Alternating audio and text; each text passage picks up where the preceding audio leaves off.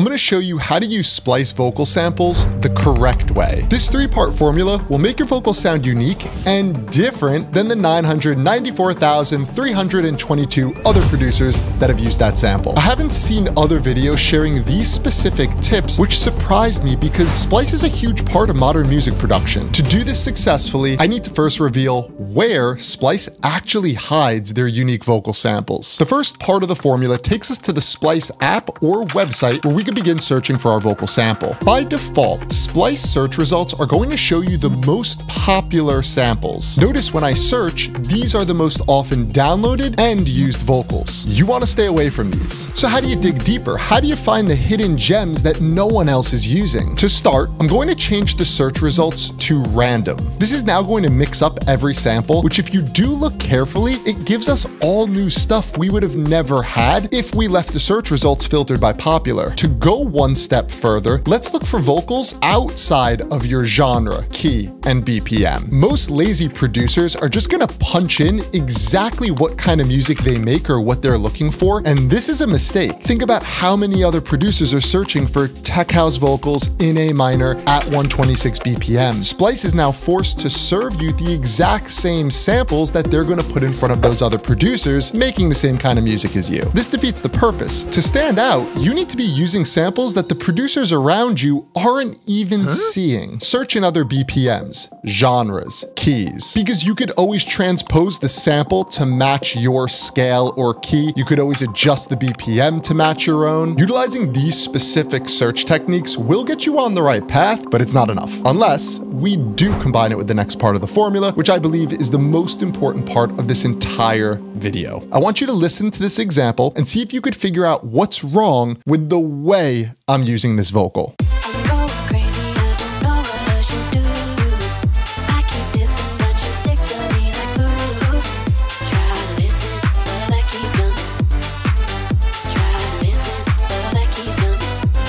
The issue here is I didn't do anything to the vocal. I literally just downloaded it and dropped it right into the song. And the problem is that's what every single lazy producer is going to do. And you, I hope, are not a lazy producer. And if you are, now is the time we can fix it. Here's the solution. You need to create variations in your vocal so you're presenting it in a way that no one else has. Let me show you a few ways you could do this. To start, you could choose just one part of the vocal, a word, a phrase. You can rearrange words, create vocal chops out of those words. My recommendation here is to create at least 2 to 3 different variations of your vocal so you can use them in different sections of your song. Listen to this example where I have several variations, which helps me keep the arrangement interesting. It's not just the same vocal over and over and over again.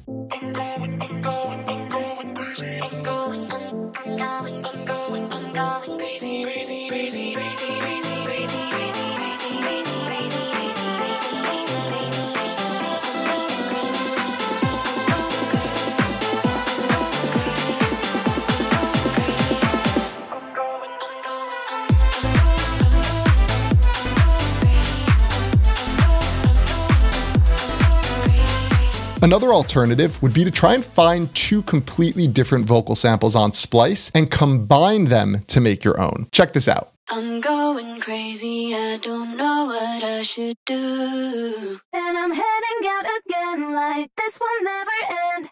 Rhythm in my head, I can't control my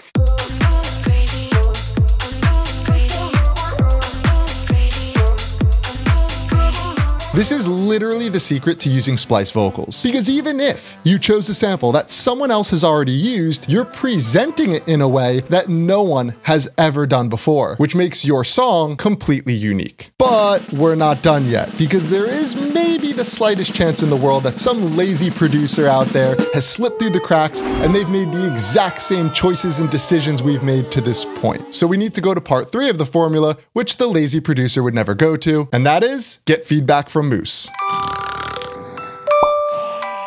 I'm just kidding. The third part of the formula though is where the magic happens. It's time to process our Splice vocals so they don't sound like the original. You can experiment with various effects here. Think reverbs, delays, pitch shifting, distortions, and many, many more. Now, if you think back to part 1, we talked about choosing a vocal potentially outside of your key. This comes in handy now because you're forced to change the pitch of the vocal to fit your current track. This immediately makes it sound different than the original, the way most people are going to use that sample. And that's exactly what I did here. I changed the pitch and formant so it sounds completely different. I'm going crazy. I'm going crazy.